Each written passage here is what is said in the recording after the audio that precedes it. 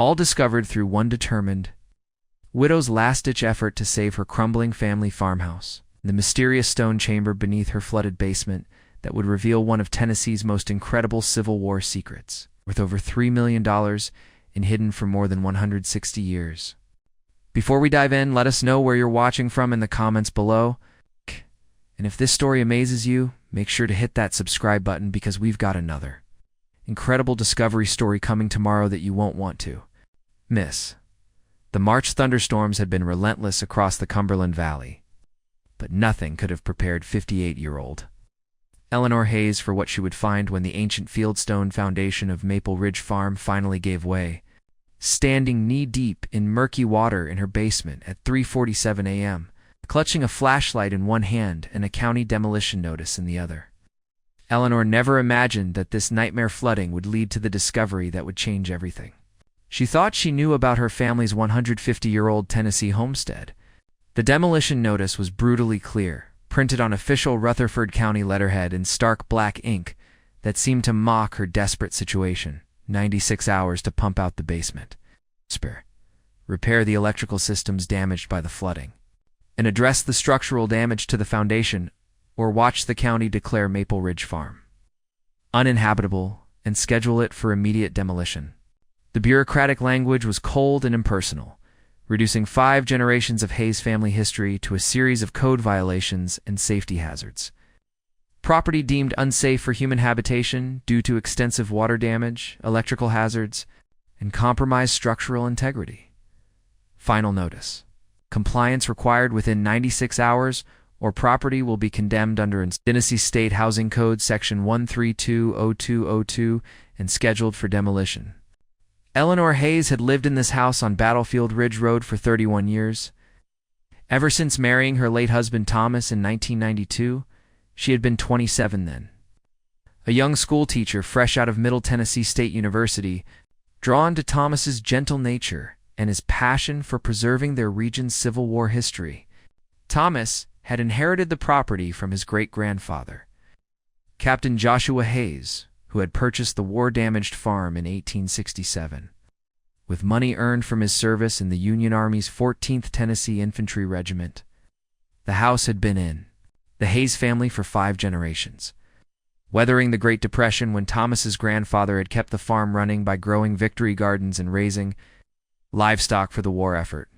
It had survived the devastating tornadoes of 1974 that had flattened most of downtown Millbrook Springs, and it had endured the economic hardships of the 1980s when the local textile mills had closed, taking most of the area's good-paying jobs with them, but it hadn't been prepared for the environmental disaster that had overwhelmed the quiet farming community of Millbrook Springs over the past week, when Copper Creek overflowed its banks during the worst flooding in 40 years.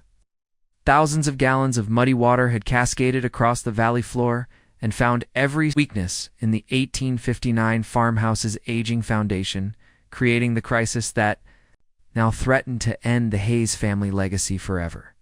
The irony wasn't lost on Eleanor that Thomas, who had spent 35 years as a civil engineer, specializing in flood control and drainage systems for the Tennessee Department of Transportation, wasn't here to help her navigate this crisis.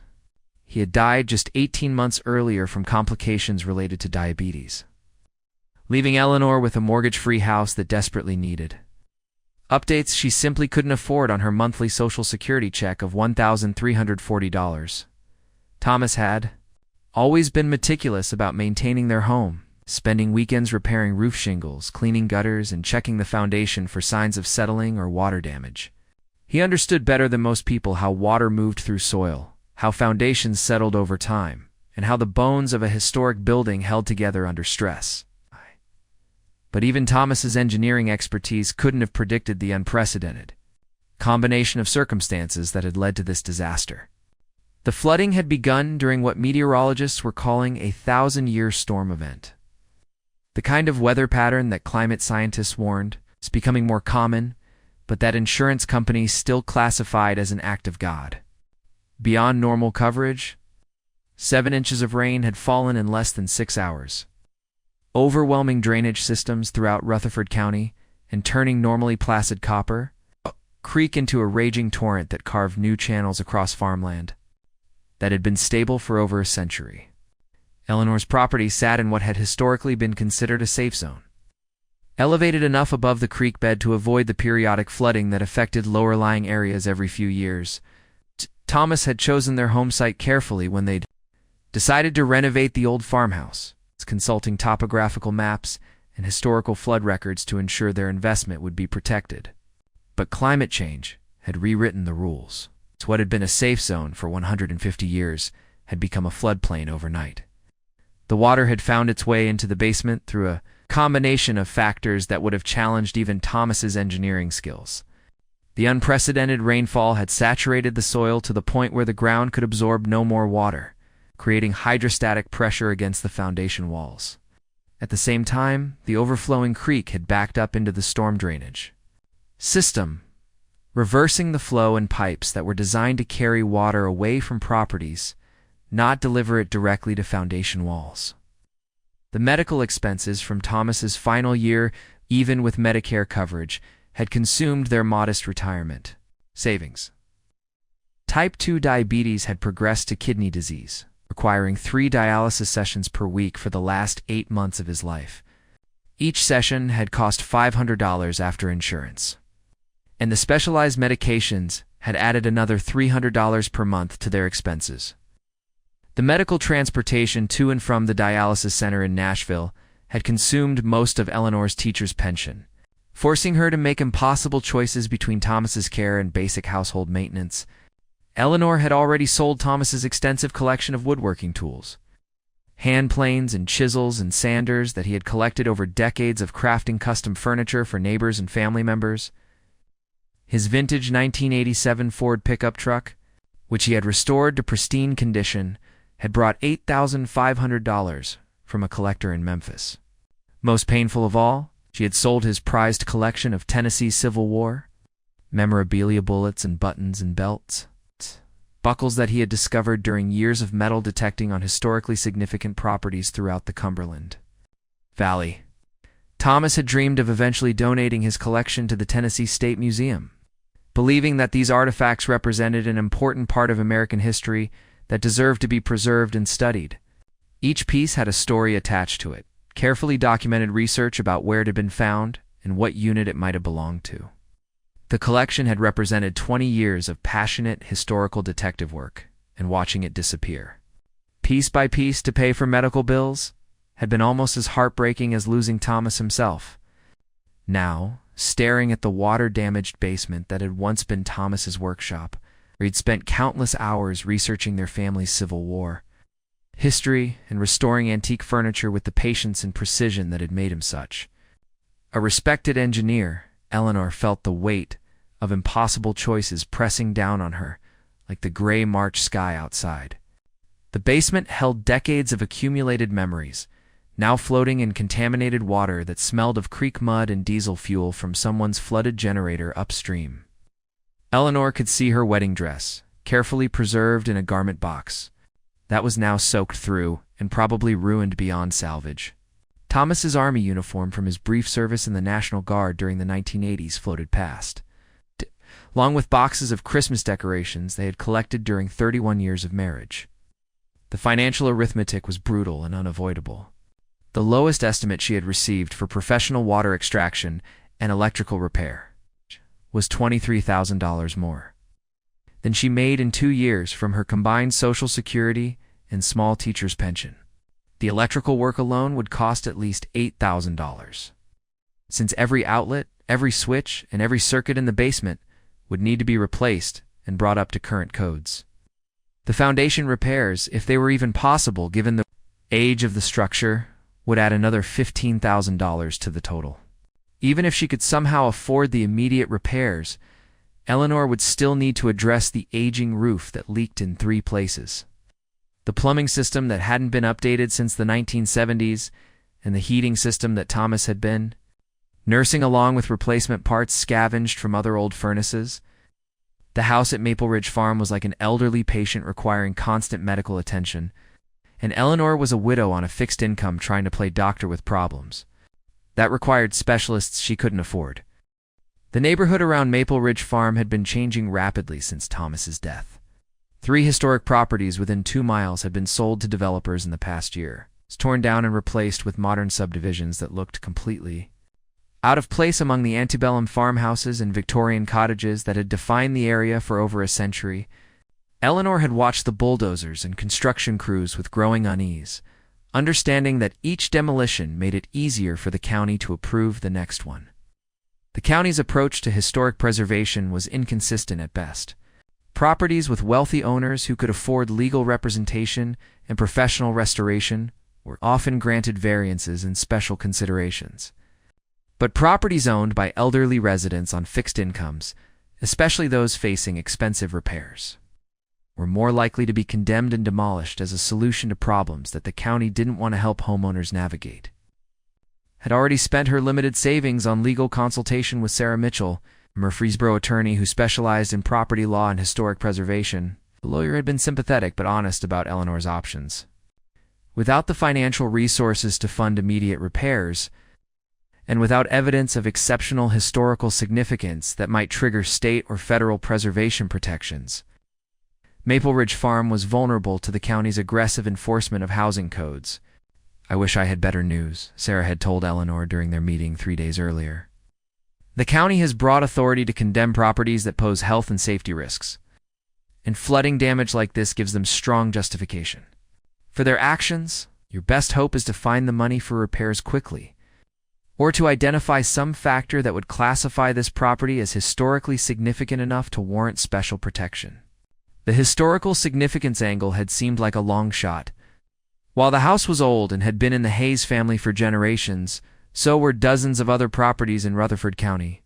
The local historical society maintained a registry of notable homes, but inclusion on that list provided moral recognition rather than legal protection.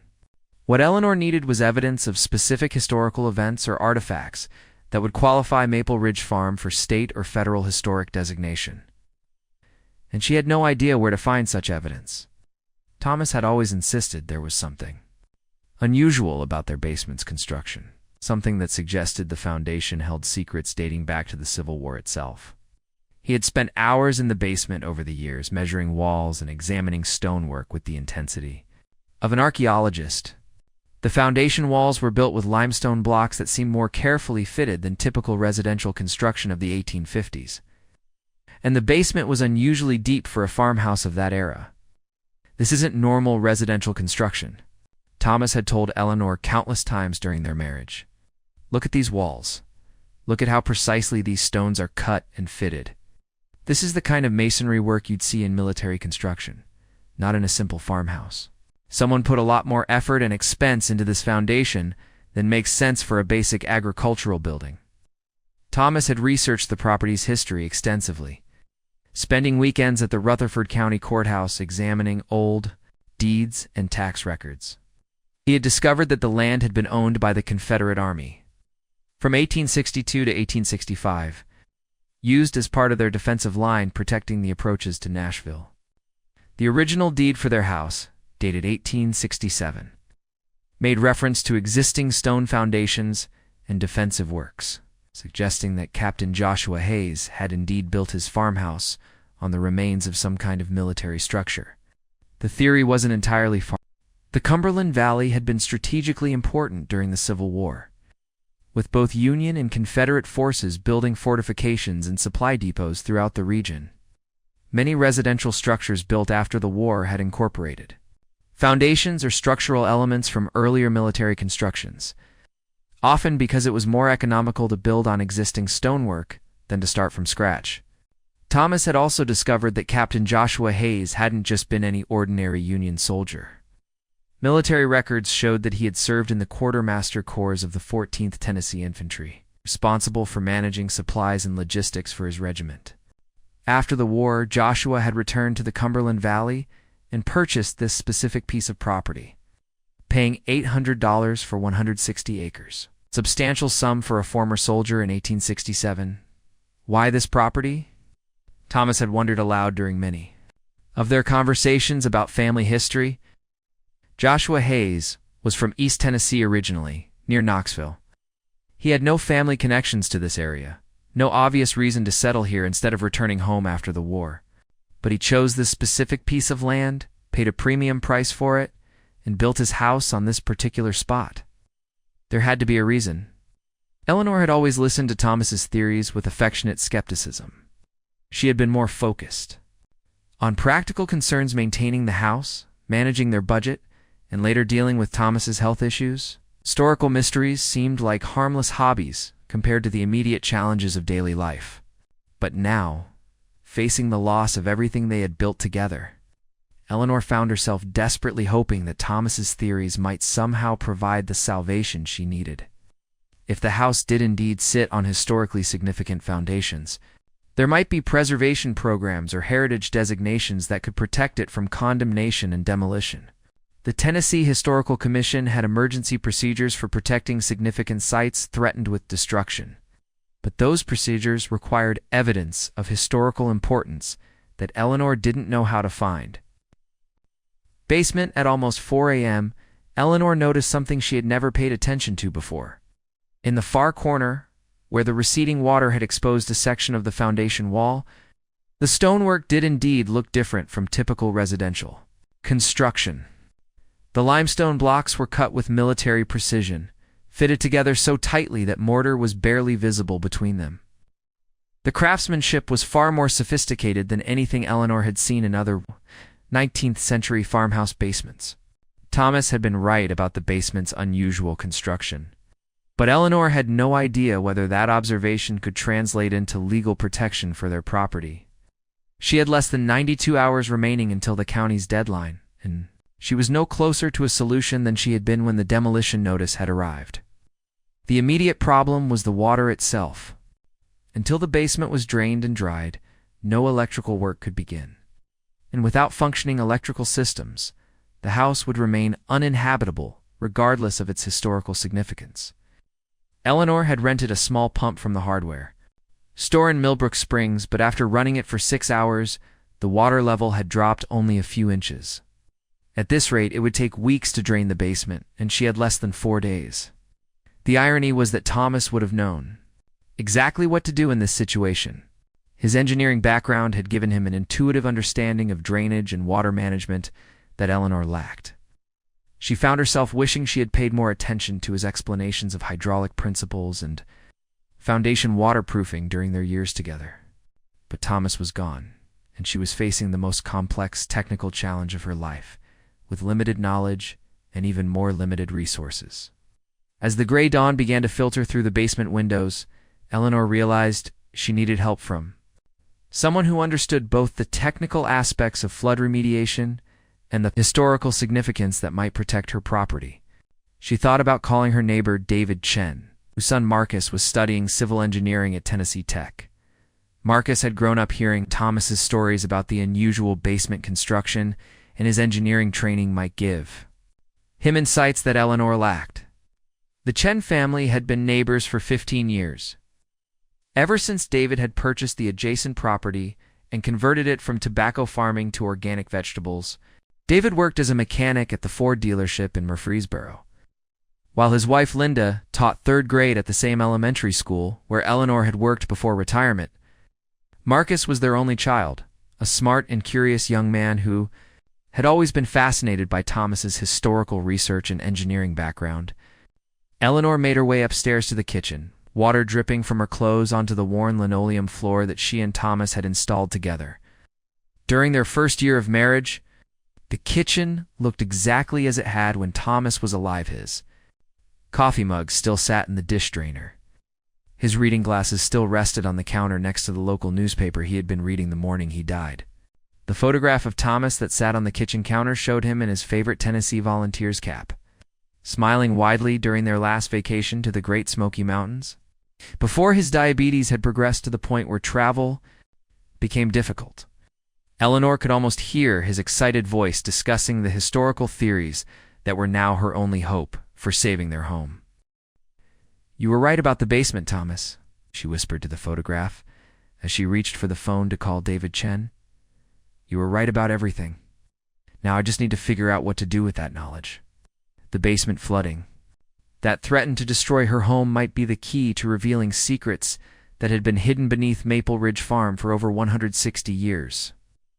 But with less than 92 hours remaining until the county's deadline, Eleanor needed to move quickly if she was going to transform disaster into discovery. The phone rang 3 times before David Chin's groggy voice answered. "Hello, Eleanor? Is everything okay? It's not even 5 in the morning?" "David, I'm sorry to wake you, but I'm in serious trouble," Eleanor said, her voice shaking with exhaustion and desperation. "The basement is completely flooded, and the county has given me 4 days to fix everything or they're going to tear down the house. I don't know what to do." David Chen had been more than just a neighbor to Eleanor and Thomas over the past 15 years. When the Chens had first moved to Battlefield Ridge Road from Nashville, seeking a quieter life away from the city's growing traffic and development pressures, Thomas had been the first person to welcome them to the community. He had helped David navigate the complexities of rural property ownership, sharing knowledge about well water systems, septic maintenance, and the informal networks of local contractors who could be trusted to do quality work at fair prices. The friendship had deepened over the years as their families had shared holiday meals, helped each other with farm work, and collaborated on community projects like the annual Millbrook Springs Heritage Festival. David's mechanical expertise had complemented Thomas's engineering knowledge, and they had spent countless evenings in Thomas's workshop, working on projects that ranged from restoring antique farm equipment to building custom furniture for their wives. "I'll be right over," David said without hesitation. "Let me wake up Marcus and Linda. Marcus just finished a semester of hydraulic engineering, and he might have some ideas about dealing with the flooding. Linda can help coordinate with other neighbors who might be able to pitch in." Family's immediate response reminded Eleanor of the community spirit that had sustained rural Tennessee families for generations. In Millbrook Springs, neighbors still brought casseroles when someone was sick, still helped with harvest when equipment broke down, and still rallied around families facing crisis. It was the kind of mutual support that had helped communities survive the Great Depression, 2 world wars, and the "You were right about the basement, Thomas," she whispered to the photograph as she reached for the phone to call David Chen. "You were right about everything. Now I just need to figure out what to do with that knowledge." The basement flooding that threatened to destroy her home might be the key to revealing secrets that had been hidden beneath Maple Ridge Farm for over 160 years. But with less than 92 hours remaining until the county's deadline, Eleanor needed to move quickly if she was going to transform disaster into discovery. The phone rang 3 times before David Chin's groggy voice answered. "Hello, Eleanor? Is everything okay? It's not even 5 in the morning?" "David, I'm sorry to wake you, but I'm in serious trouble," Eleanor said, her voice shaking with exhaustion and desperation. "The basement is completely flooded, and the county has given me 4 days to fix everything or they're going to tear down the house. I don't know what to do." David Chen had been more than just a neighbor to Eleanor and Thomas over the past 15 years. When the Chens had first moved to Battlefield Ridge Road from Nashville, seeking a quieter life away from the city's growing traffic and development pressures, Thomas had been the first person to welcome them to the community. He had helped David navigate the complexities of rural property ownership, sharing knowledge about well water systems, septic maintenance, and the informal networks of local contractors who could be trusted to do quality work at fair prices. The friendship had deepened over the years as their families had shared holiday meals, helped each other with farm work, and collaborated on community projects like the annual Millbrook Springs Heritage Festival. David's mechanical expertise had complemented Thomas's engineering knowledge, and they had spent countless evenings in Thomas's workshop, working on projects that ranged from restoring antique farm equipment to building custom furniture for their wives. "I'll be right over," David said without hesitation. "Let me wake up Marcus and Linda. Marcus just finished a semester of hydraulic engineering, and he might have some ideas about dealing with the flooding. Linda can help coordinate with other neighbors who might be able to pitch in." Family's immediate response reminded Eleanor of the community spirit that had sustained rural Tennessee families for generations. In Millbrook Springs, neighbors still brought casseroles when someone was sick, still helped with harvest when equipment broke down, and still rallied around families facing crisis. It was the kind of mutual support that had helped communities survive the Great Depression, 2 world wars, and the economic upheavals that had devastated many rural areas over the past several decades. Within 30 minutes, David Chen arrived at Maple Ridge Farm, driving his pickup truck loaded with additional pumps, extension cords, and work lights borrowed from his auto repair shop. His wife Linda followed in their sedan, bringing thermoses of hot coffee and homemade breakfast sandwiches that she had hastily prepared. Our son Marcus, home from Tennessee Tech for spring break, arrived with notebooks full of engineering formulas and a laptop computer loaded with drainage calculation software. Marcus Chen was 21 years old, a junior studying civil engineering with a specialization in water resource management. He had grown up listening to Thomas Hayes tell stories about unusual basement construction and mysterious family histories. And he had always been fascinated by the intersection of engineering principles and historical preservation. His professors at Tennessee Tech had encouraged students to think creatively about solving real-world problems. Marcus saw Eleanor's crisis as an opportunity to apply his theoretical knowledge to a practical challenge. "Mrs. Hayes, before we start pumping more water, I need to understand the scope of the problem," Marcus said, as he descended into the flooded basement with his father. "We need to know where the water is coming from, how much we're dealing with, and what kind of structural damage we might be facing." The young engineering student had brought professional-grade measuring equipment borrowed from his university's lab, including a water level meter, moisture detection devices, and a digital camera for documenting conditions. His methodical approach impressed Eleanor, who recognized the same careful analytical thinking that had characterized Thomas's approach to complex problems. As Marcus waded through the basement, taking measurements and photographs, he began to notice the same unusual construction details that had fascinated Thomas for years. The limestone walls were indeed built with military precision, using techniques that were more sophisticated than typical residential construction of the 1850s. The foundation extended deeper than necessary for a simple farmhouse, creating unusable space that seemed designed for purposes other than storage. "Mrs. Hayes, your husband was definitely onto something with his theories about this basement," Marcus said as he examined the stonework with his father's help. "Look at these wall joints. Look at how these stones are cut and fitted.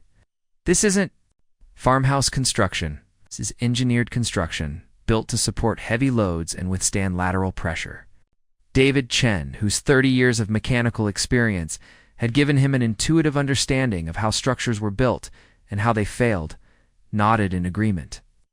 "Thomas always said this basement was different, and now I can see what he meant. The question is, what does that mean for dealing with the flooding?" Linda Chen had remained upstairs, coordinating with other neighbors who had heard about Eleanor's crisis through the informal communication networks that connected rural communities. By 7 a.m., she had organized a rotation of families who would provide meals for the work crews, arranged for additional pumping equipment from 3 different farms, and contacted local contractors who might be willing to donate time and expertise to help a neighbor in need. The Millbrook Springs community had a long tradition of mutual assistance that dated back to its founding in the 1820s, originally settled by families moving west from the Carolinas. The area had developed a culture of self-reliance tempered by cooperation, where individual families maintained their independence, while understanding that survival often depended on community support. This tradition had sustained the community through economic depressions, natural disasters, and social changes that had destroyed the fabric of many other rural areas. Eleanor found herself remembering stories that Thomas had always been particularly intrigued by Joshua's post-war decision to settle in Rutherford County rather than returning to his family's farm in Putnam County. Military records showed that Joshua had been mustered out of service in Nashville in June 1865, an exemplary service record and a modest savings of $200 in accumulated pay. Yet instead of going home, he had spent 2 years working various jobs in Middle Tennessee before purchasing 160 acres in Rutherford County for $800 for times his military savings. Where did he get the extra money? Thomas had wondered aloud. Countless times during their marriage, former quartermaster sergeant doesn't accumulate that kind of wealth in 2 years of farm labor, and why choose this specific piece of property? Joshua had no family connections to Rutherford County, no obvious reason to settle here instead of returning to his family's land near Cookeville. Thomas's research had revealed that the property Joshua purchased in 1867 had an unusual history even before the Hayes family acquired it. County records showed that the land had been owned by the Confederate Army from 1862 to 1865, used as part of their defensive line protecting the southern approaches to Nashville. The Confederate military had constructed several fortifications and supply depots in the area, taking advantage of the natural defensive terrain and the proximity to important transportation routes. When the Confederate Army abandoned Middle Tennessee in late 1864, following their defeat at the Battle of Nashville, they had left behind numerous military installations that were subsequently sold at public auction by the federal government. Most of these properties had been purchased by local farmers or speculators at bargain prices, since the land often came with damaged buildings, abandoned fortifications, and soil that had been disrupted by military construction. Joshua's property, which Thomas had located in the Rutherford County Courthouse, contained language that was unusual for a typical real estate transaction. Instead of the standard description of acreage and boundaries, the deed made specific reference to existing stone foundations, defensive works, and military improvements on the property. This suggested that Joshua had purchased not just farmland, but land that came with substantial military infrastructure already in place. Thomas had spent countless hours trying to understand what kind of defensive works might have existed on their property, consulting Civil War maps and military engineering manuals to identify what Confederate forces might have built in that location. The terrain was ideal for defensive positions, with elevated ground providing clear sight lines across the valley and natural obstacles that would channel attacking forces into predetermined killing zones. More intriguingly, the property's location made it a logical site for supply depots and ammunition storage. The Confederate Army had needed secure locations to store the military supplies that kept their forces operational, and they had preferred sites that were defensible but not obvious targets for Union raids. A farmhouse built on existing military foundations would have provided perfect cover for continued military activities, appearing to be civilian property while actually serving strategic military purposes. Eleanor had always listened to Thomas's historical theories with a mixture of affection and skepticism. As a retired elementary school teacher, she understood the importance of historical education, but she had been more focused on practical concerns like maintaining their home and managing their finances. Thomas's passion for Civil War history had seemed like a harmless hobby, something that gave him pleasure during his retirement years, but that had little bearing on their daily lives. But now, facing the loss of their home, Eleanor found herself desperately hoping that Thomas's research might somehow provide a solution to her current crisis. If their property did indeed have exceptional historical significance, there might be preservation programs or government protections that could save Maple Ridge Farm from demolition. The Tennessee Historical Commission had emergency procedures for protecting significant sites, but those procedures required evidence of historical importance that Eleanor didn't know how to document. The challenge was that historical significance needed to be proven with physical evidence, not just family stories and archival research. Eleanor needed tangible proof that their property had played an important role in Civil War history, and she had no idea where to find such evidence. The flooding that threatened to destroy her home might actually be the key to revealing secrets that had been hidden for over 160 years. But she would need expert help to recognize and document whatever might be revealed. As Marcus Chen continued his engineering assessment of the basement flooding, he began to develop a systematic plan for addressing both the immediate crisis and the longer term. Questions about the property's historical significance, his training in hydraulic engineering had taught him that water problems were usually symptoms of larger structural issues, and solving those problems often required understanding the original construction methods and materials. "Mrs. Hayes, I think we can get this water out, but we need to understand why it came in before we can prevent it from coming back," Marcus explained as he reviewed his measurements and calculations. "The good news is that most of the water seems to be surface, flooding from the creek overflow, not groundwater infiltration through the foundation. That means once we pump it out, it should stay out as long as the creek levels return to normal. The young engineer's analysis provided Eleanor with the first hope she had felt since receiving the demolition notice.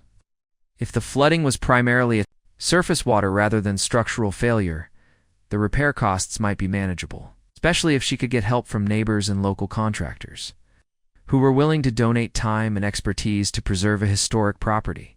David Chin had been quietly examining the basement's electrical systems, using his automotive diagnostic skills to assess the damage to wiring and fixtures.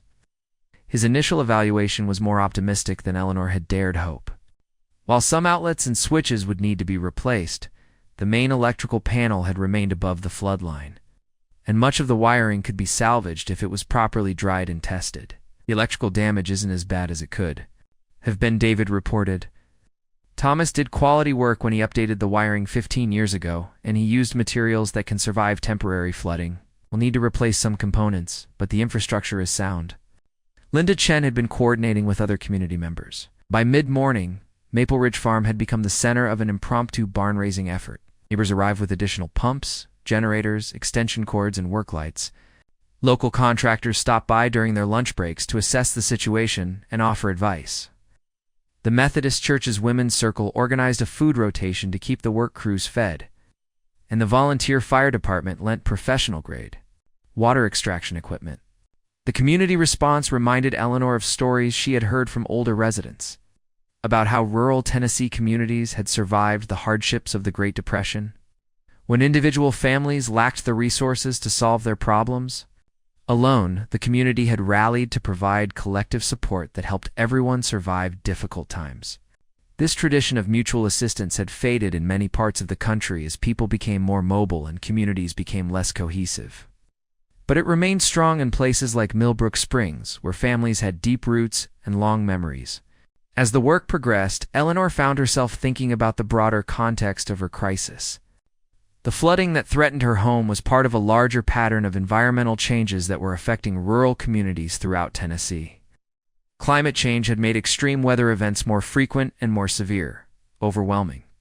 Infrastructure that had been designed for historical weather patterns rather than current realities. At the same time, economic pressures were making it increasingly difficult for families like Eleanor's to maintain historic properties. The cost of preservation was rising while the financial resources of rural families were declining, creating a perfect storm that threatened to destroy the architectural heritage of entire regions. Properties that had survived the Civil War, the Great Depression, and 2 world wars were being lost to forces that previous generations had never had to confront. Eleanor's situation was not unique. Throughout Rutherford County, elderly property owners were facing similar challenges as the cost of maintaining historic homes exceeded their financial capabilities. The county's response was to condemn and demolish problem properties rather than help homeowners find solutions, a policy that was gradually erasing the architectural heritage that gave communities their distinctive character and sense of identity. The loss of historic properties had implications beyond individual families. Tourism was an increasingly important part of Tennessee's economy, and visitors were drawn to communities that had preserved their architectural heritage and historical character. When historic homes were replaced with modern subdivisions, communities lost not just individual buildings but the cultural landscapes that made them attractive destinations for heritage tourism. Eleanor understood that saving Maple Ridge Farm was about more than preserving her family's home. It was about maintaining the character of Millbrook Springs as a community where people could still see and touch connections to their shared history. If her property was demolished and replaced with modern construction, it would be one more step in the gradual erasure of the physical evidence that helped people understand how their ancestors had lived and what they had valued. As the afternoon wore on, the collaborative effort to drain Eleanor's basement began to show measurable progress. The combination of multiple pumps and improved drainage had lowered the water level by more than 3 feet, revealing sections of the foundation that had been submerged since the beginning of the crisis. Marcus Chen's systematic approach to water management was proving effective, and his engineering calculations suggested that the basement could be completely drained within another day if weather conditions remained stable. But the receding water was also revealing details about the basement's construction that supported Thomas's theories about its unusual origins. The stonework was indeed more sophisticated than typical residential construction, with evidence of specialized techniques that were characteristic of military engineering. The foundation extended deeper than necessary for a farmhouse, creating space that seemed designed for purposes other than typical domestic storage. Most intriguingly, the water level had dropped enough to reveal what appeared to be irregularities in the basement, floor areas where the stone pattern was different from the surrounding construction, suggesting that sections of the floor had been modified or reconstructed at some point after the original building. Marcus's engineering training had taught him to pay attention to such details, since they often indicated structural modifications that could affect a building's integrity. Mrs. Hayes, I think your husband was definitely onto something with his theories about this basement, Marcus said as he documented the unusual construction details with his camera. This foundation is engineered like a military structure, not a farmhouse. And some of these floor sections look like they might have been modified after the original construction. Eleanor felt a growing sense of excitement mixed with apprehension. If Thomas had been correct about the basement's military origins, there might be evidence hidden beneath her home that could establish its historical significance. But she also understood that any major discovery would complicate her immediate situation, potentially involving government agencies and preservation authorities in ways that might help save her home, or might create new problems she couldn't anticipate. With less than 72 hours remaining until the county's deadline, Eleanor needed to balance the immediate practical necessity of draining her basement and making essential repairs with the longer-term possibility that her property might contain evidence of exceptional historical importance. The community's support that had mobilized to help her was providing both the resources and the expertise she needed to address her crisis. But the ultimate solution would depend on what secrets might be revealed as the water continued to recede from the basement of Maple Ridge Farm. By dawn on the second day, the collaborative pumping effort had reduced the basement water level to less than 6 inches, revealing the full scope of the unusual construction that had fascinated Thomas Hayes for decades. What Marcus Chen discovered as he conducted his systematic engineering survey would transform Eleanor's desperate fight to save her home into something far more significant than anyone had anticipated. Mrs. Hayes, you need to see this immediately. Marcus called from the far corner of the basement, his voice carrying an excitement that made Eleanor's heart race with both hope and apprehension. There's definitely something here that doesn't match the rest of the construction. Eleanor carefully made her way across the damp basement floor, now wearing rubber boots that Linda Chen had brought from their farm. The receding water had revealed a basement that was larger and more complex than she had fully appreciated during the 31 years she had. Eleanor understood that saving Maple Ridge Farm was about more than preserving her family's home. It was about maintaining the character of Millbrook Springs as a community where people could still see and touch connections to their shared history. If her property was demolished and replaced with modern construction, it would be one more step in the gradual erasure of the physical evidence that helped people understand how their ancestors had lived and what they had valued. As the afternoon wore on, the collaborative effort to drain Eleanor's basement began to show measurable progress. The combination of multiple pumps and improved drainage had lowered the water level by more than 3 feet, revealing sections of the foundation that had been submerged since the beginning of the crisis. Marcus Chen's systematic approach to water management was proving effective, and his engineering calculations suggested that the basement could be completely drained within another day if weather conditions remained stable.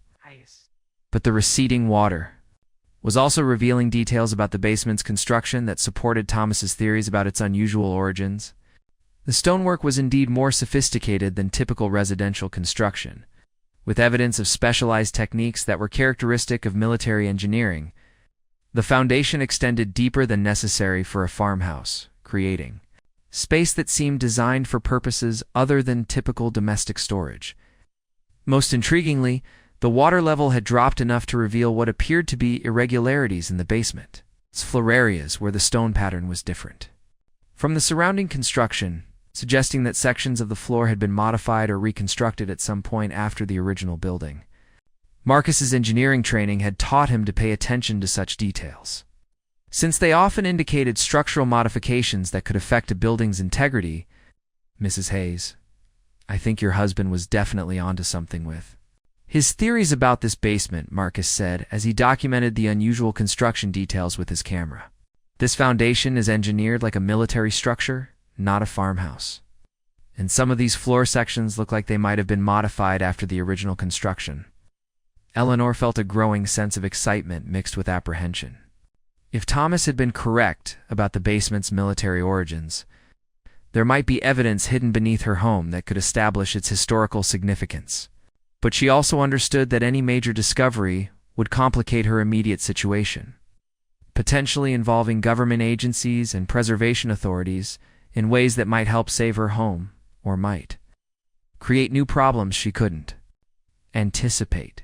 With less than 72 hours remaining until the county's deadline, Eleanor needed to balance the immediate practical necessity of draining her basement and making essential repairs with the longer-term possibility that her property might contain evidence of exceptional historical importance. The community's support that had mobilized to help her was providing both the resources and the expertise she needed to address her crisis. But the ultimate solution would depend on what secrets might be revealed as the water continued to recede from the basement of Maple Ridge Farm. By dawn on the second day, the collaborative pumping effort had reduced the basement water level to less than 6 inches, revealing the full scope of the unusual construction that had fascinated Thomas Hayes for decades. What Marcus Chen discovered as he conducted his systematic engineering survey would transform Eleanor's desperate fight to save her home into something far more significant than anyone had anticipated. "Mrs. Hayes, you need to see this immediately," Marcus called from the far corner of the basement, his voice carrying an excitement that made Eleanor's heart race with both hope and apprehension. "There's definitely something here that doesn't match the rest of the construction." Eleanor carefully made her way across the damp basement floor, now wearing rubber boots that Linda Chen had brought from their farm. The receding water had revealed a basement that was larger and more complex than she had fully appreciated during the 31 years she had lived in the house. The limestone walls extended in directions that seemed to create more space than the footprint of the house above would suggest, and the stonework showed evidence of construction techniques that were far more sophisticated than typical 19th century farmhouse foundations. Martha Williams, whose family had farmed adjacent property for 4 generations, arrived at Maple Ridge Farm carrying a wooden box that had belonged to her great-grandfather, Sergeant Robert Williams of the 32nd Tennessee Infantry Regiment.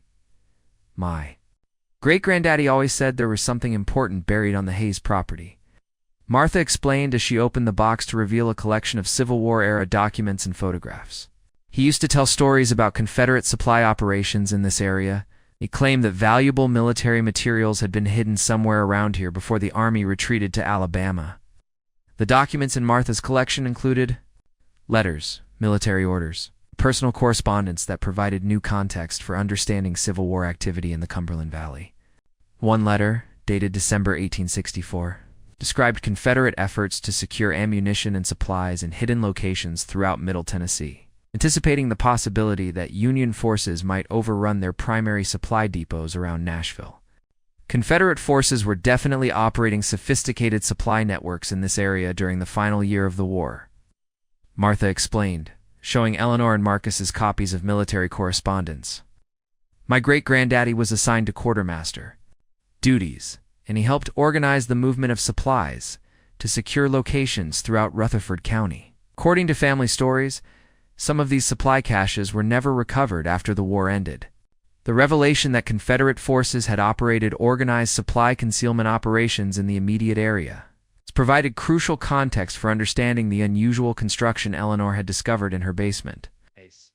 Had indeed built his farmhouse on the site of a Confederate supply depot. It would explain both the sophisticated stonework and the apparent access panel that Marcus had identified.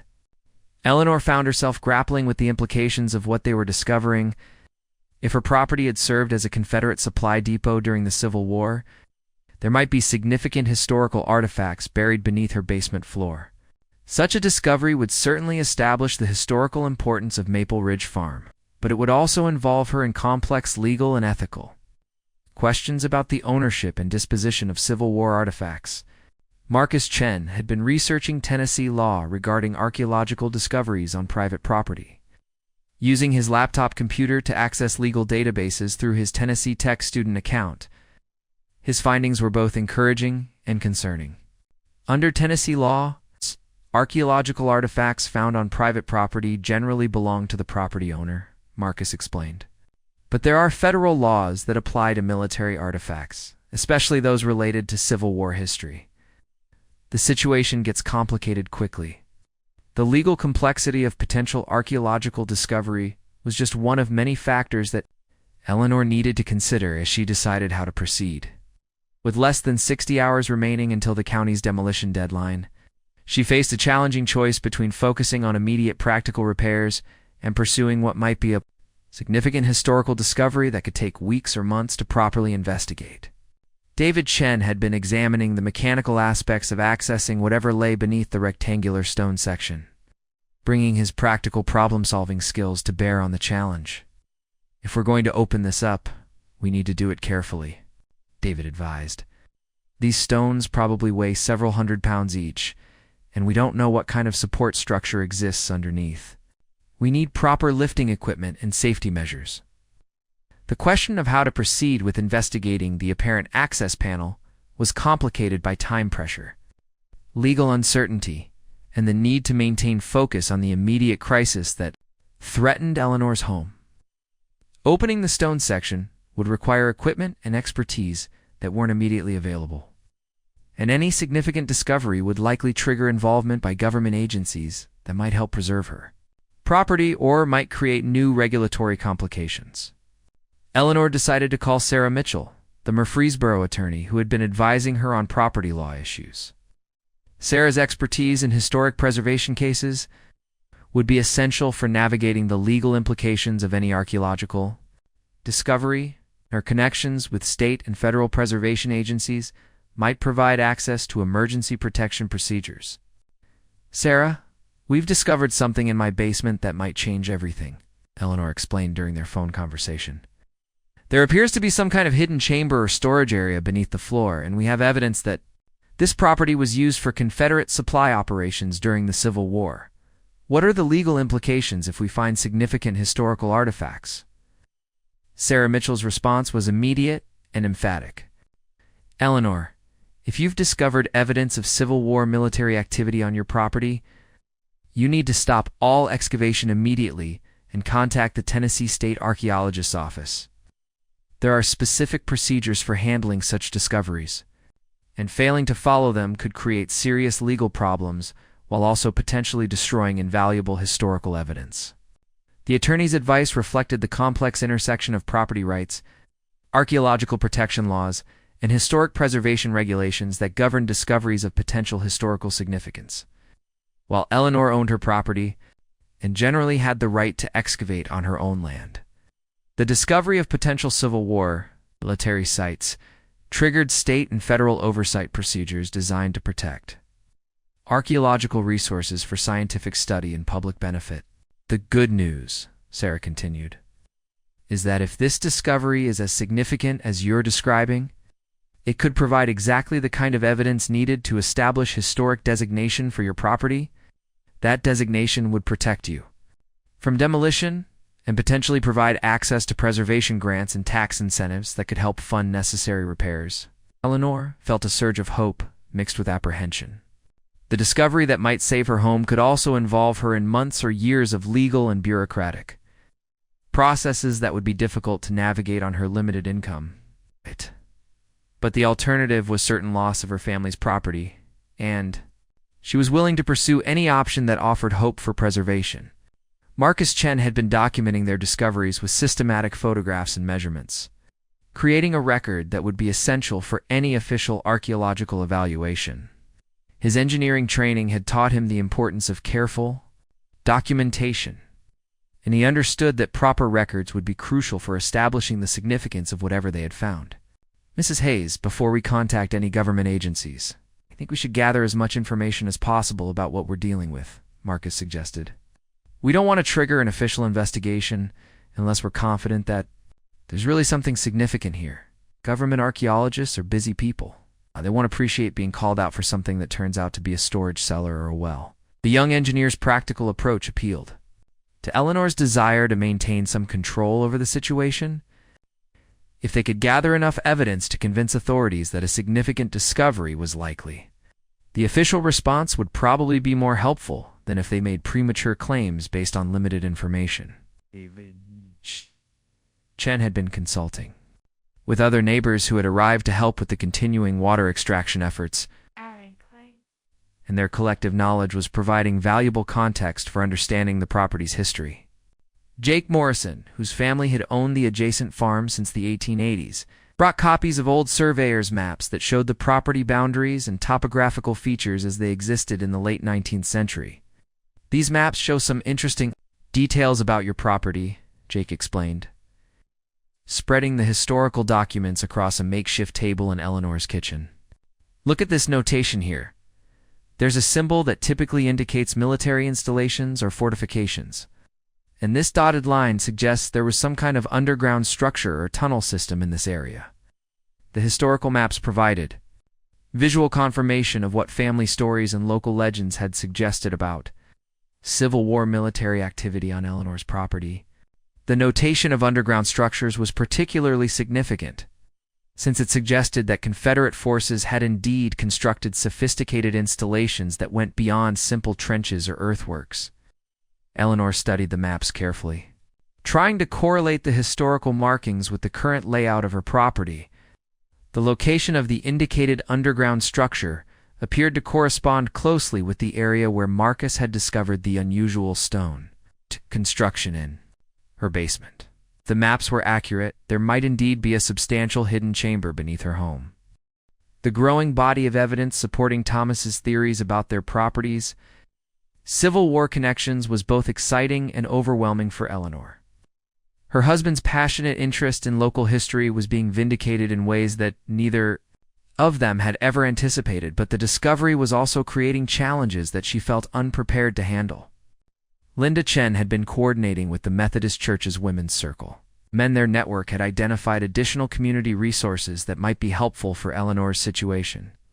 "Eleanor, I've been talking with folks at the church, and it turns out that Dr. Patricia Jennings, who teaches history at Middle Tennessee State University, grew up right here in Millbrook Springs," Linda reported. "Her family still lives here, and she specializes in Civil War history in Middle Tennessee. She might be willing to help evaluate what you've found." The possibility of consulting with a professional historian who had local connections was appealing to Eleanor. Dr. Jennings would have both the academic expertise to assess the significance of any discoveries and the personal investment in the community that would make her sympathetic to Eleanor's desire to preserve her family's home. As the second day of the crisis wore on, Eleanor found herself juggling multiple priorities that all seemed equally urgent. The immediate practical necessity of draining her basement and making essential repairs competed with the tantalizing possibility that her property might contain evidence of exceptional historical importance. The community support that had mobilized to help her was providing both the labor and the expertise she needed. But the ultimate decisions about how to proceed would be hers to make. Marcus Chen had completed his preliminary engineering assessment of the flooding damage, and his conclusions were more optimistic than Eleanor had dared hope. "The water damage is primarily superficial," Marcus reported. "Most of the electrical systems can be repaired rather than replaced, and the foundation appears to be structurally sound. If we can complete the drainage and make the essential electrical repairs, the house should pass the county safety inspection." The young engineer's evaluation meant that Eleanor's immediate crisis was manageable, assuming she could coordinate the necessary repairs within the remaining time limit. But the discovery of potential historical significance had introduced new variables that could either provide powerful protection for her property or create additional complications that might delay the resolution of her immediate problems. David Chen had been organizing the volunteer labor that would be needed to complete the essential repairs before the county's deadline.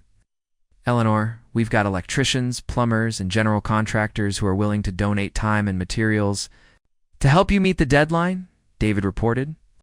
"But we need to know how much of the basement we can access for repairs. You're planning to pursue this archaeological investigation?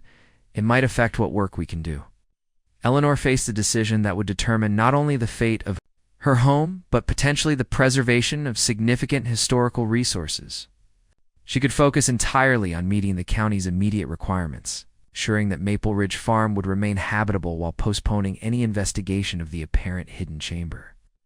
Or she could pursue the historical discovery that might provide long-term protection for her property, while risking delays that could result in missing the demolition deadline. The choice was complicated by her awareness that this might be the only opportunity to investigate whatever lay beneath her basement floor. If she focused solely on immediate repairs and allowed the basement, the growing body of evidence supporting Thomas's theories about their property's Civil War connections was both exciting and overwhelming for Eleanor. Her husband's passionate interest in local history was being vindicated in ways that neither of them had ever anticipated, but the discovery was also creating challenges that she felt unprepared to handle. Linda Chen had been coordinating with the Methodist Church's Women's Circle. Their network had identified additional community resources that might be helpful for Eleanor's situation. Eleanor, I've been talking with folks at the church, and it turns out that Dr. Patricia Jennings, who teaches history at Middle Tennessee State University, grew up right here in Millbrook Springs, Linda reported. Her family still lives here, and she specializes in Civil War history in Middle Tennessee. She might be willing to help evaluate what you've found. The possibility of consulting with a professional historian who had local connections was appealing to Eleanor.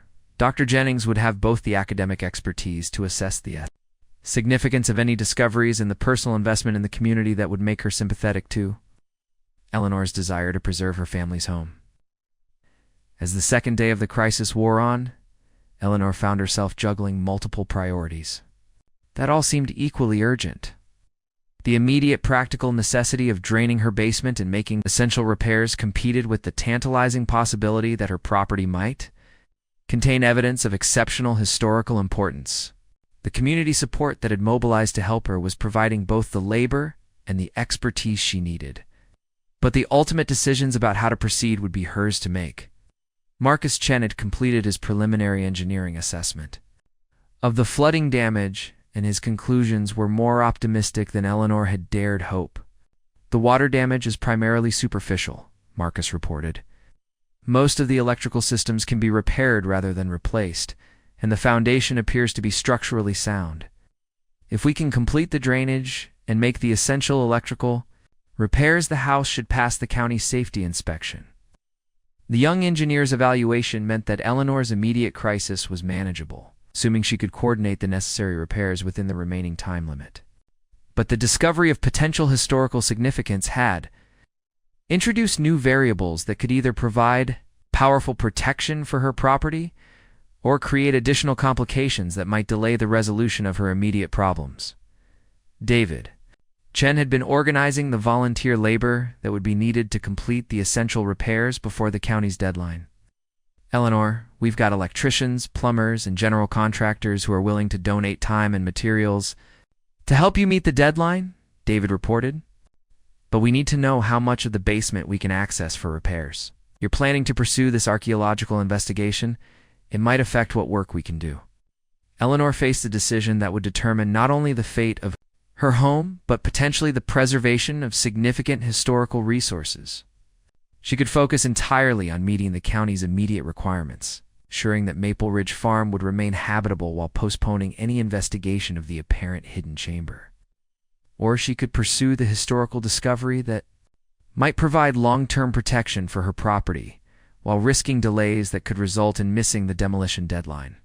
The choice was complicated by her awareness that this might be the only opportunity to investigate whatever lay beneath her basement floor. If she focused solely on immediate repairs and allowed the basement to be restored to normal use, any historical evidence might remain hidden indefinitely. But if she pursued the archaeological investigation and failed to meet the county's deadline, she might lose her home regardless of its historical significance. As evening approached on the second day of her crisis, Eleanor stood in her drained basement, surrounded by neighbors and friends who had rallied to help her preserve the property that represented 5 generations of her family's history. The rectangular stone section that Marcus had discovered seemed to beckon with the promise of secrets that had been hidden for over 160 years. while the county's demolition deadline loomed just 54 hours away. The water that had threatened to destroy her home had instead revealed possibilities that neither she nor Thomas had ever imagined. The disaster that had seemed like the end of everything was beginning to look like the beginning of discoveries that might transform her understanding of her family's place in American history. But realizing those possibilities would require courage, resources, and decisions that would affect not only her own future, but the preservation of historical resources that belonged to the entire community. Eleanor Hayes stood at a crossroads, between practical necessity and historical opportunity, between the certainty of immediate repairs and the unknown potential of archaeological discovery. The choices she made in the next few hours would determine whether Maple Ridge Farm continued as a simple family residence or emerged as a significant historical site that preserved evidence of America's most defining conflict for future generations. To study and understand, Eleanor Hayes made her decision at 6:30 a.m. on the third day, standing in her kitchen with a cup of coffee that had grown cold, while she wrestled with the choice that would determine everything. Through the window, she could see the early morning mist rising from Copper Creek. Back within its normal banks, the systematic approach to investigating the property's history was revealing connections between the physical evidence in Eleanor's basement and the broader patterns of Civil War military operations in Middle Tennessee. Each new piece of information reinforced the likelihood that Maple Ridge Farm had indeed played a significant role in Confederate supply operations during the final year of the war. Dr. Jennings arrived at precisely 9 a.m., driving a university van loaded with specialized equipment that looked more like scientific instruments than historical research tools. She was a woman in her early 50s, with graying hair and the energetic demeanor of someone who had spent decades bringing history to life for her students. Her personal connection to the Millbrook Springs community was evident in her familiarity with local families and her knowledge of area history that went beyond what could be found in academic sources. "Eleanor, I remember your husband Thomas from community events over the years," Dr. Jennings said as she began unloading her equipment. "He had a reputation as someone who asked good questions about local history and who did careful research. If he believed this property had unusual historical significance, that's worth taking seriously."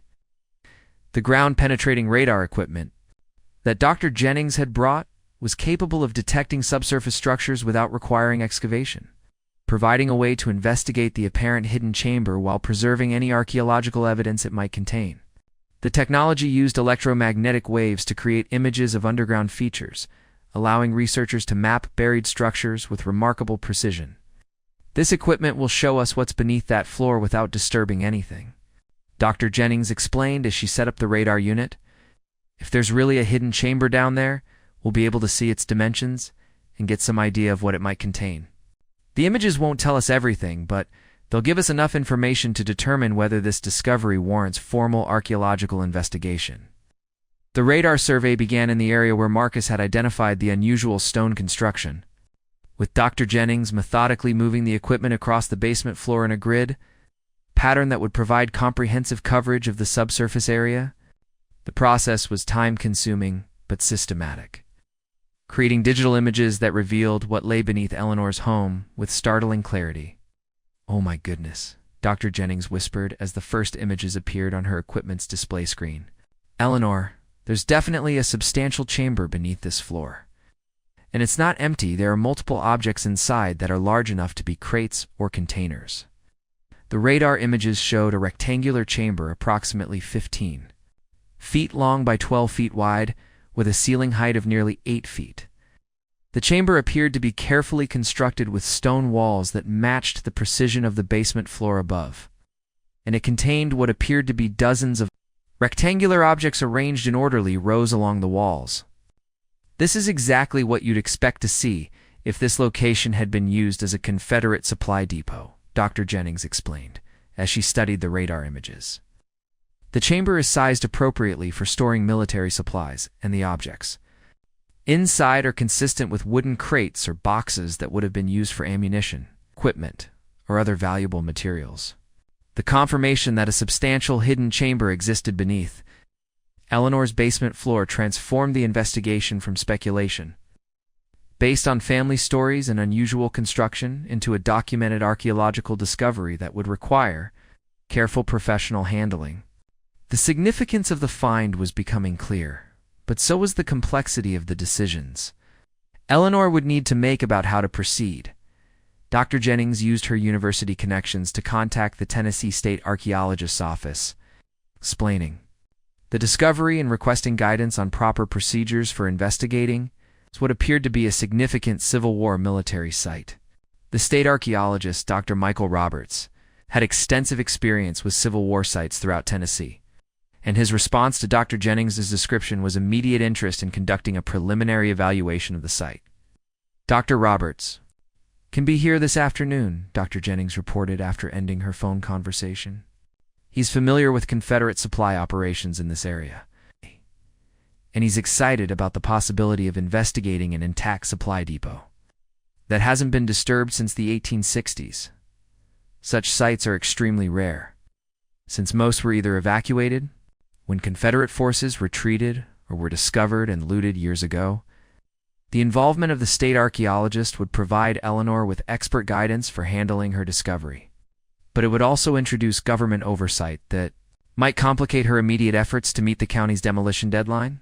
State and federal archaeological protection laws required careful scientific investigation of significant sites, a process that could take weeks or months to complete properly. Eleanor found herself grappling with the realization that her personal crisis was evolving into something much larger than she had anticipated. The flooding that had threatened to destroy her home was revealing evidence of historical significance that belonged not just to her family, but to the entire nation's understanding of Civil War history. The discovery would require her to balance her personal needs with responsibilities to preserve historical resources for future generations. Marcus Chen had been researching the legal implications of archaeological discovery on private property, and his findings were both encouraging and concerning. Mrs. Hayes. The good news is that significant archaeological sites can qualify for emergency protection that overrides local demolition orders, Marcus explained. The bad news is that the protection process can take time, and there's no guarantee that the county will agree to delay their deadline while the archaeological evaluation is completed. The legal complexity of Eleanor's situation reflected the broader challenges that property owners faced when significant historical discoveries were made on their land. While such discoveries could provide powerful protection for historic properties, they also involved owners and regulatory processes that were designed to protect archaeological resources rather than to address individual property owners' immediate needs. Sarah Mitchell, Eleanor's attorney, had been researching emergency procedures for protecting archaeological sites from demolition, and her findings provided some hope for Eleanor's situation. Eleanor, there are precedents for obtaining emergency restraining orders that prevent demolition while archaeological evaluations are completed, Sarah explained during their phone conversation. The key is demonstrating that the site contains evidence of exceptional historical significance that would be irreplaceable if destroyed. The legal strategy would require Eleanor to document the significance of her discovery quickly enough to petition for emergency protection before the county's deadline. If successful, the restraining order would provide time for proper archaeological investigation while protecting her property from demolition. But if unsuccessful, Eleanor might find herself caught between legal obligations to preserve archaeological resources and the county's determination to eliminate what they viewed as a dangerous structure. Dr. Jennings had been consulting with colleagues at other universities who specialized in Civil War archaeology, and their collective expertise was providing valuable context for understanding the significance of Eleanor's discovery. Eleanor, what you found here could be one of the most important Civil War archaeological sites discovered in Tennessee in decades, Jennings explained. Intact Confederate supply depots are extraordinarily rare, and the information contained in such a site could revolutionize our understanding of how Confederate forces managed logistics during the final year of the war. The historical significance of the discovery was becoming clear, but so was its potential impact on Eleanor's personal situation. If the site was as important as experts believed, it would attract attention from government agencies, academic institutions, and preservation organizations that could provide resources for protecting and studying the property. But such attention might also complicate Lena's desire to continue living in her family's home while the archaeological investigation proceeded. Dr. Roberts, the state archaeologist, arrived at Maple Ridge Farm at 2 p.m., bringing additional ground-penetrating radar equipment and a team of graduate students who specialized in Civil War archaeology. His preliminary examination of the site confirmed Dr. Jennings' assessment of its potential significance, while also providing practical guidance for balancing archaeological investigation with Eleanor's immediate needs.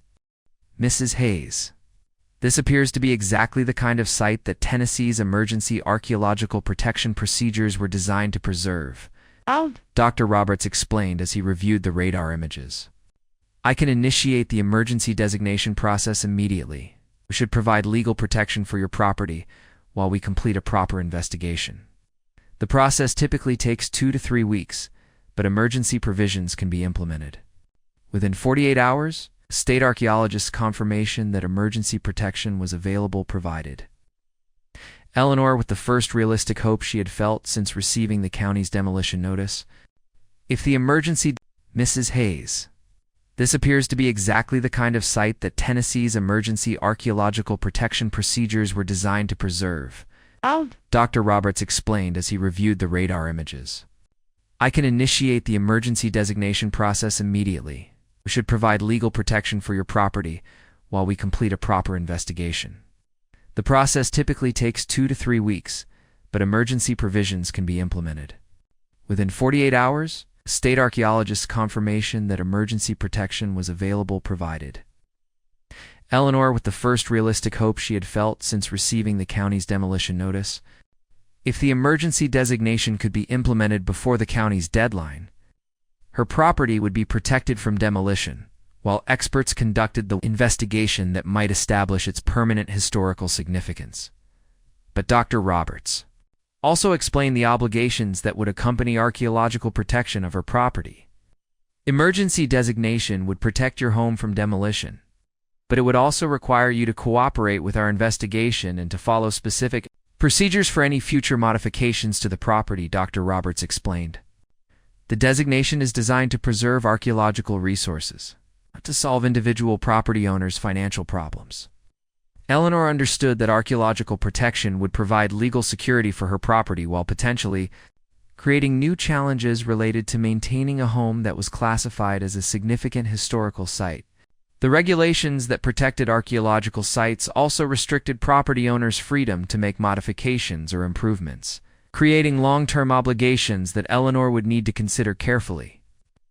David and Linda to develop a plan for completing essential electrical repairs while preserving access to the hidden chamber for archaeological investigation. His engineering training was proving valuable for balancing practical construction needs with the requirements of archaeological preservation. Mrs. Hayes, I think we can complete the electrical work that's needed to meet the county's safety requirements while preserving the integrity of the archaeological site, Marcus explained. We'll need to be more careful about how we route new wiring, and we'll need to document everything thoroughly. But the essential repairs are compatible with archaeological preservation.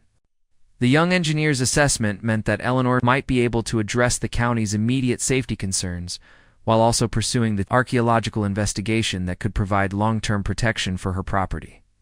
The approach would require careful coordination between the construction work and the archaeological investigation. But both objectives appeared to be achievable if properly managed. Dr. Jennings had been photographing, documenting the basement's construction features, creating a visual record that would be essential for establishing the site's historical significance. Her academic expertise was providing valuable context for understanding how the physical evidence related to documented Confederate military operations in Middle Tennessee. Eleanor, the construction techniques visible in your basement match exactly what we know about Confederate military engineering from 1863 and 1864. Dr. Jennings explained as she completed her documentation. The precision stonework, the chamber dimensions, and the apparent access system all conformed to documented Confederate Army standards for secure supply storage. The historian's analysis was providing the expert validation that would be essential.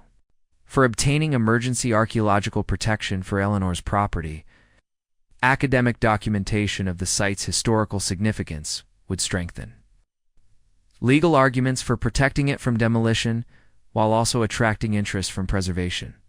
Organizations that might provide financial support for maintaining the property. As the third day of Eleanor's crisis drew to a close, the investigation had revealed evidence that exceeded everyone's expectations for historical significance. The hidden chamber beneath her basement floor appeared to contain an intact Confederate supply depot that had remained undisturbed for over 160 years, representing an archaeological discovery of national importance. But the investigation had also revealed the complexity of balancing personal needs with public responsibilities when significant historical resources were discovered on private property. Eleanor's desire to save her family's home had evolved into something much larger, an opportunity to preserve irreplaceable evidence of American history while navigating legal, financial, and personal challenges that she had never anticipated. With 42 hours remaining until the county's deadline, Eleanor faced decisions that would determine not only the fate of her home, but also the preservation of historical resources that belonged to the entire nation's heritage.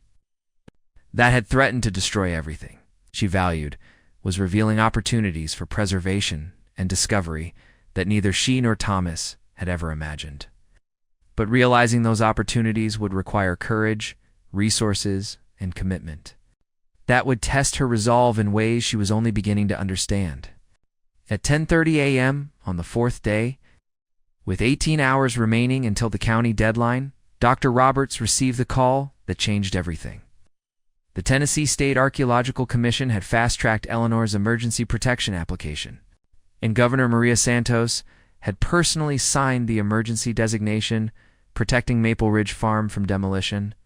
The property was now officially classified as a site of exceptional historical significance, providing Eleanor with the legal shield she desperately needed while opening the door to the discovery that would make international headlines. "Mrs. Hayes, you're protected," Dr. Roberts announced, ending his phone call with a smile that had been building for hours. The emergency archaeological designation is now in effect. Rutherford County cannot proceed with demolition, and we have official authorization to conduct a full investigation of what's beneath your basement floor. Eleanor felt tears of relief streaming down her face as the reality of her salvation sank in. After 4 days of desperate struggle against impossible deadlines and overwhelming problems, she had not only saved her home, but had discovered something that would preserve it for generations to come. The flooding disaster that had threatened to end her family's 160-year connection to this land had instead revealed treasures that would ensure that connection would never be broken. Dr. Roberts had assembled a professional archaeological team that included specialists in Civil War military history, artifact conservation, and underground excavation techniques. The team worked with methodical precision, using specialized tools to carefully remove the rectangular, stone section that had concealed the hidden chamber for over a century and a half. The first stone came away with surprising ease, revealing that the Confederate engineers who had designed the concealment system had anticipated the need for repeated access. Beneath the limestone blocks was a wooden V-end framework that had supported the false floor while protecting the chamber below from moisture infiltration and structural damage. "This is extraordinary craftsmanship," Dr. Roberts observed as the access system was revealed. Confederate military engineers designed this concealment to be both secure and functional. They expected this cache to be accessed multiple times, probably over an extended period of operations. As more stones were removed, the scope of what lay beneath Eleanor's basement floor became breathtakingly clear. The hidden chamber was exactly as the radar had indicated, 15 feet long, 12 feet wide, and nearly 8 feet high, with stone walls that demonstrated the same precision construction as the concealment system above. But it was the contents of the chamber that made everyone present understand they were witnessing one of the most significant Civil War archaeological discoveries in American history. The chamber contained 47 wooden ammunition crates, each bearing the distinctive markings of the Confederate States Army Ordnance Department. The crates were stacked along the walls in precise rows, contents preserved by the chamber's remarkable environmental stability. In addition to the ammunition, the cache contained 23 boxes of military equipment, 16 crates of medical supplies, and most remarkably, a strong box containing Confederate Army payroll funds, totaling $47,000 in gold and silver coins worth, approximately $2.8 million in today's currency. "This isn't just a supply depot," Dr. Roberts said, his voice filled with awe as he surveyed the chamber's contents. Among the documents was a letter that solved the mystery of how Captain Joshua Hayes had acquired the wealth to purchase the property after the war. The letter, signed by Confederate Colonel William Brennan and dated March 15, 1865, appointed Lieutenant Joshua Hayes Thomas's great-grandfathers the official custodian of the hidden supply cache, with instructions to protect the materials until Confederate forces could return to reclaim them. Joshua Hayes wasn't just a Union quartermaster. Eleanor realized as she read the letter. He was a Confederate agent operating behind Union lines, trusted with protecting this strategic reserve. When the war ended and Confederate forces never returned, he used his knowledge of the cache to finance his post-war life. The revelation transformed Eleanor's understanding of her family's history while explaining the financial resources that had allowed Joshua to purchase prime farmland and build a substantial house in an area where he had no previous connections. Joshua Hayes had been entrusted with protecting Confederate military assets worth hundreds of thousands of dollars. And when the war ended without official orders to return the supplies, he had essentially inherited a fortune that he had used to establish his family's future. Marcus Chen, who had been documenting the engineering aspects of the cache construction, made another remarkable discovery as he examined the chamber's ventilation system. "Mrs. Hayes, there's an air shaft that connects this chamber to the outside," Marcus announced. "It's concealed in what looks like a natural rock formation about 50 yards from the house. But it's actually an engineered ventilation system that's kept this chamber perfectly preserved for 160 years. The sophisticated engineering of the concealment and preservation system demonstrated that Confederate forces had intended the cache to remain functional for an extended period, possibly years. The investment in such elaborate infrastructure suggested that the hidden supplies represented more than emergency reserves. They were part of a comprehensive strategy for conducting long-term operations in occupied territory. Dr. Roberts had been in contact with the Smithsonian Institution's National Museum of American History, and their response to his preliminary report was immediate and enthusiastic. "Eleanor, the Smithsonian wants to acquire this collection for their Civil War exhibition," Dr. Roberts explained. "They are prepared to offer $3.2 million for the artifacts, plus an annual conservation stipend of $75,000 for maintaining the site as a research facility. The financial offer would solve all of Eleanor's immediate problems while providing long-term security that would allow her to maintain Maple Ridge Farm to the highest preservation standards. The annual stipend would supplement her modest retirement income while supporting her role as the steward of one of America's most significant Civil War archaeological sites." But the Smithsonian's proposal went beyond simple acquisition of artifacts. The museum wanted to establish Maple Ridge Farm as a satellite research facility where the chamber would be preserved in its original location, allowing visitors to experience the discovery in its authentic historical context. Eleanor would continue to live in her family's home while serving as the site's resident historian and caretaker. This arrangement allows you to keep your home while ensuring that the historical significance of this discovery is properly preserved and shared, Dr. Jennings explained. The chamber would be professionally maintained as a research facility, and limited public tours would provide educational opportunities while generating additional income for property maintenance. The community of Millbrook Springs would also benefit from the designation of Maple Ridge Farm as a significant historical site. The Tennessee Tourism Board had already expressed interest in promoting the site as part of the state's Civil War Heritage Trail, potentially bringing thousands of visitors annually to a community that had been struggling economically for decades. David Chen had been coordinating with local contractors to complete the electrical repairs that would satisfy the county's safety requirements, while accommodating the archaeological preservation work. "Eleanor, we can have all the essential repairs completed within the next week," David reported. "The historical designation actually makes some of the work easier, since we now qualify for specialized preservation grants that will cover costs we couldn't afford before." As the archaeological team continued their systematic documentation of the chamber's contents, they made additional discoveries that enhanced the historical significance of the site. Personal items belonging to the Confederate soldiers who had constructed and maintained the cache provided intimate glimpses into the human experience of war, while technical documents revealed engineering innovations that had been lost to history. Linda Chin had been organizing community support for Eleanor's transition to her new role as steward of a nationally significant historical site. "Eleanor, the whole community is excited about what this means for Millbrook Springs," Linda reported. "Local businesses are already planning ways to accommodate visitors. The county is talking about improving roads and infrastructure to support heritage tourism." The transformation of Eleanor's personal crisis into a community opportunity reflected the broader impact that significant historical discoveries could have on rural areas struggling with economic decline. The preservation of Maple Ridge Farm would create jobs, attract visitors, and provide educational resources that would benefit the entire region for generations to come. As evening approached on the fourth day, Eleanor stood in her basement no longer flooded, no longer threatened with demolition, but revealed as the site of one of the most remarkable Civil War discoveries in American history.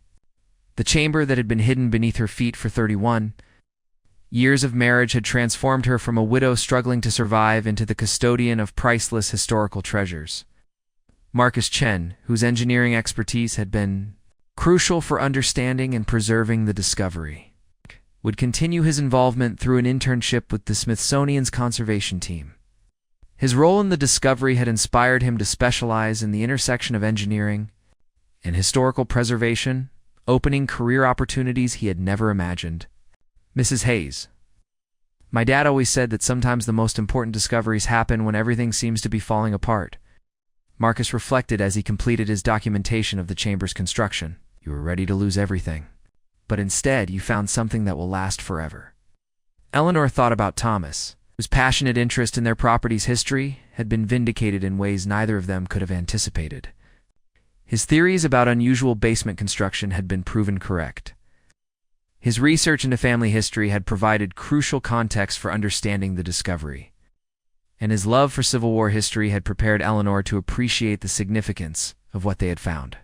"Thomas always said this house had stories to tell," Eleanor said, looking at the photograph of her late husband that she had brought down to the basement. "He just never imagined they would be stories that would change our understanding of American history." 6 months later, Maple Ridge Farm officially opened as the Hayes Civil War Research Center, operated in partnership between the Smithsonian Institution and Middle Tennessee State University.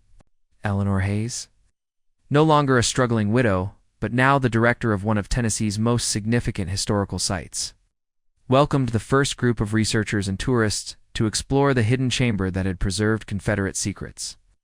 For over 160 years, the disaster that had threatened to destroy her family's legacy had instead revealed that legacy's true importance in the story of America's most defining conflict. The flooding that had seemed like the end of everything had washed away uncertainty and financial distress, revealing resources and connections that would sustain Eleanor and her community for generations to come. Standing in her preserved basement, surrounded by visitors marveling at the chamber that had hidden its secrets for so long, Eleanor Hayes understood that sometimes the most precious treasures are discovered not in moments of triumph, but in moments when everything seems lost. The crisis that had brought her to the edge of losing everything had instead revealed that she had been the guardian of something far more valuable than she had ever imagined: a direct connection to the courage, sacrifice, and ingenuity of Americans who had shaped their nation's destiny during its darkest hour. The story of Maple Ridge Farm had ended where it began, with a Hayes family member protecting valuable resources for future generations. But now those resources included not just Confederate military supplies, but the knowledge, understanding, and inspiration that come from preserving authentic connections to our shared history. Eleanor's basement would no longer flood with water, but it would forever overflow with the stories of Americans who had faced impossible choices and found ways to preserve what mattered most for those who had come after them.